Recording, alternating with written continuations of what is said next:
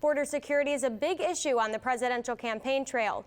But as Cronkite News reporter Fan Wang reports, ranchers on the Arizona border say they've been left out of the debate and forgotten by Washington lawmakers. Cochise County shares 83 miles of border with Mexico. The smuggling routes in this region cut right through Ed Asher's ranch. These are all guys. See, this is dope. His ranch is 20 miles north of the border. A year ago, he set up a camera to capture images of what he faces every day. Now it's outlaws. It's dope and outlaws. While the number of undocumented workers crossing the Arizona border has declined, this area remains a busy drug trafficking corridor. John Ladd's ranch is right on the border. We've had 51 trucks through our ranch in the last 3.5 years full of marijuana, and a full-size pickup, and it hadn't been caught. And they're cutting the steel wall down in the daytime and driving 3 miles to a highway. Now you tell me that we have a secure border. Ranchers in Cochise County feel abandoned by Washington. We don't care. They were promised more security 5 years ago. That's when Susan Cran's husband was gunned down on their ranch about 25 miles from the border.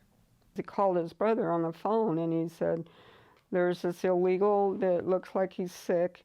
Please call the Border Patrol." And that was the last we heard. Rancher Robert Cran's murder remains unsolved. For the past 5 years, fellow ranchers have had numerous meetings with Washington lawmakers, including those from Arizona. In the federal government, there is absolutely zero level of urgency. And not just with border security, John Ladd would like to see some action on immigration reform, including an expanded guest worker program. The first thing that has to happen is there has to be a legitimate work program for people to come legally.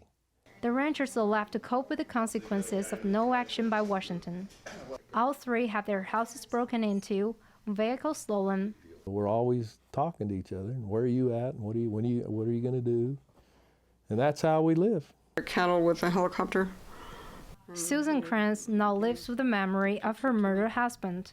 You're traumatized so emotionally and mentally and physically, you know, it takes, I don't think you ever get over it.